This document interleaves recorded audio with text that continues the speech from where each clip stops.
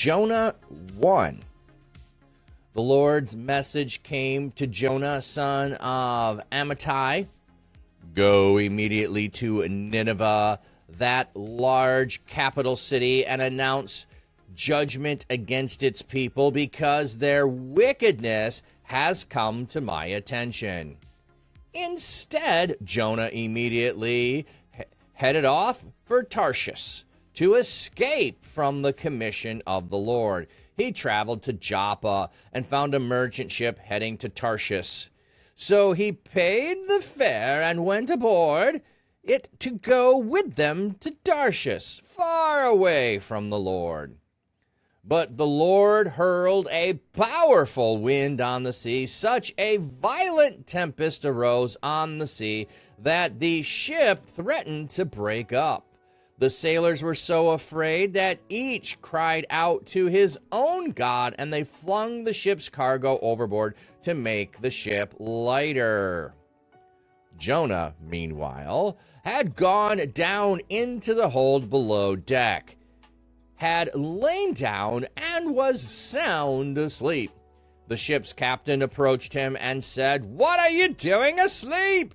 Get up! Cry out to your God. Perhaps your God might take notice of us so that we might not die." The sailors said to one another, "Come on, let's cast lots to find out whose fault it is that this disaster has overtaken us." So they cast lots, and Jonah was singled out. They said to him, "Tell us whose fault it is that this disaster has overtaken us. What's your occupation? Where do you come from? What's your country? And who are your people?"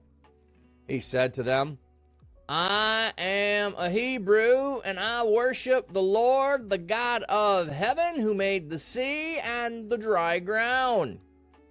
Hearing this, the men became even more afraid and said to him, "What have you done?" The men said this because they knew that he was trying to escape from the Lord because he had previously told them. Because the storm was growing worse and worse, they said to him, "What should we do to you so that the sea will calm down for us?" He said to them, "Pick me up and throw me into the sea, that the sea will calm down for you, because I know it's my fault you are in this severe storm." Instead, they tried to row back to land, but they were not able to do so because the storm kept growing worse and worse. So they cried out to the Lord, "Oh, please, Lord, don't let us die on account of this man. Don't hold us guilty of shedding innocent blood. After all, you, Lord, have done just as you pleased." So they picked up Jonah and threw him into the sea, and the sea stopped raging. The men feared the Lord greatly and earnestly vowed to offer lavish sacrifices to the Lord. The Lord sent a huge fish to swallow Jonah, and Jonah was in the stomach of the fish 3 days and 3 nights. Yes, Stetson, this is the net version. You can see right there, net version, New English translation. I do like it because of the footnotes. I don't like it at times because they do not consistently use the Hebrew. For instance, here it says they feared the Lord greatly. Well, we've already had the word great happen several times in the passage, and this is the first time that they have actually used the word great. It is a great fish. It is a great storm. It is a great city. It is like everything is great. There is supposed to be a connection in the word back and forth as you hear it echo and crescendo when you read it. They've chosen to translate it in a more nuanced English way rather than have it be this epic great, great, great, great, great, great echoing that happens. But let's go back to the beginning here of the passage. And I should be able to pick them all out as we go along. Okay, so we have the message of God that came to Jonah, son of Amittai. Go immediately to Nineveh. Arise, go. The two imperatives without an intervening vav have adverbial hendiades, in which the first function is adverbial in the second. So go immediately. Okay. To Nineveh. It's probably just going to be, here's the map. Oh, Nineveh was the largest capital of ancient Assyria, occupying 1,800 acres. It was located in the east banks of the Tigris River across from modern Mosul in Iraq. Mosul. Just more on that. It's just netbible.org. I'm just in a browser. So, an announced judgment against the people because their wickedness has come to my attention. Wickedness is personified. Okay, let me just go. I think it's the cry has come up again before me. Let's go look at the Hebrew a second. So we're going to Blue Letter Bible.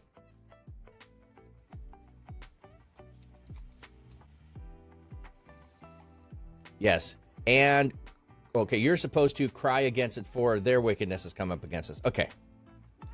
But he fled and went to Tarshish from the presence, and he went down to Joppa. Joppa is the location where he's going to get on a ship. So that's how we're getting information. So we know where he was, how he is like going to Joppa to go to Tarshish. Tarshish is going to be over in the region of Spain. He's going the opposite direction. He is going west instead of going east. So in Jonah 1:4. Actually, let me see here. It is Nineveh, that great city. Then God sends a great wind into the sea.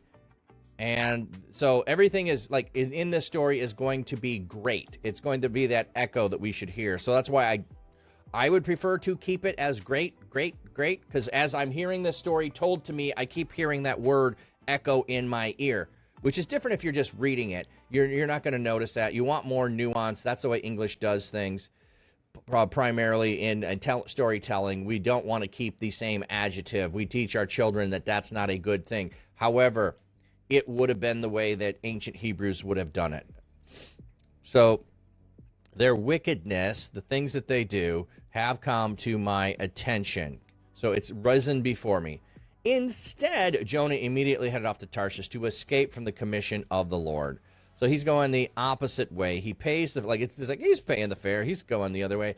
And then here it's a powerful wind. This is great. Typically Hebrew or English versions vary the adjective here before the tempest to avoid redundancy. Great, mighty, violent. Yeah, the God hurled a great wind. It's a great wind. Such a great tempest arose on the sea. So it is a great wind. It is a great tempest. The ship threatened to break up. So this is telling us the severity of it. Like the ship is threatened. The sailors are afraid.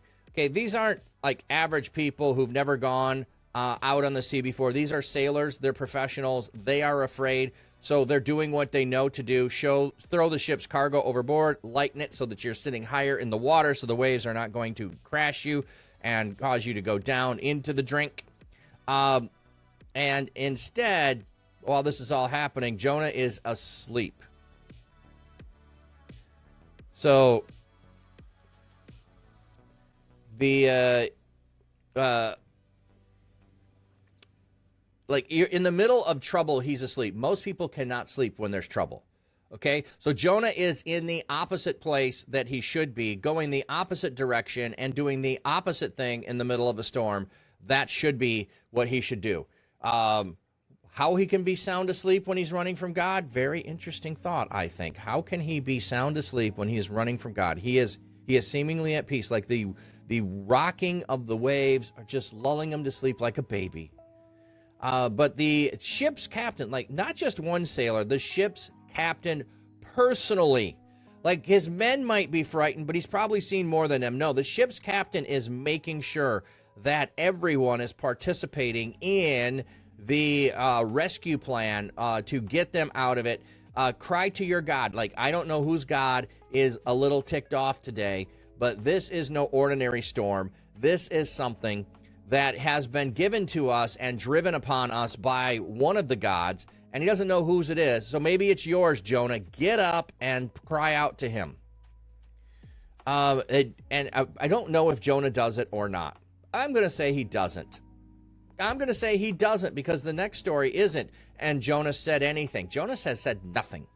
And the sailors, meanwhile, are deciding to cast lots to find out whose fault it is that the disaster's overtaken them. So if you don't know lots, they could have been something like doing dice, or it could have been something like you've got a black ball in there, or doing straws, but it's an ancient way of having the gods reveal something to you that you otherwise would not be able to determine. And the lot falls on Jonah. So they go, Jonah, what's up? Tell us whose fault that the disaster has overtaken us. And then they want to know about him. What's your occupation? Where do you come from? What is your country? Who are your people? Like they just start interrogating Jonah, because he's the one who either knows whose fault it is, or he is the one at fault. Whose calamity has come upon us. And he just answers simply, I'm a Hebrew and I worship God, the God who made heaven and the sea and the dry ground. So the heaven and the sea and the dry ground. Everything. He is the one who has everything. What have you done? And then it just puts it, they knew he was trying to escape from the Lord because they previously told him. So, why would you escape, and why would you go on the sea when the God who you are fleeing from created the sea? But the storm is getting worse and worse, and so what should we do? Jonah, tell us what to do, we will do it. Pick me up and throw me into the sea, and the sea will calm down, because I know it's my fault that we have this great storm. Let me just see in verse 12, did they translate it great storm here? Da-da-da-da. Yes, great tempest. Great tempest. Yeah, so it is the Gadol.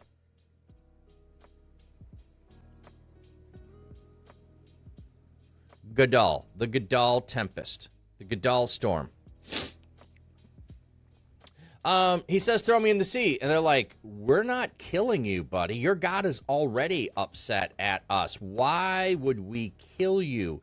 He's going to be even more upset with us. So they do not try. They do not believe Jonah. Why would they not believe Jonah? Jonah's running from God.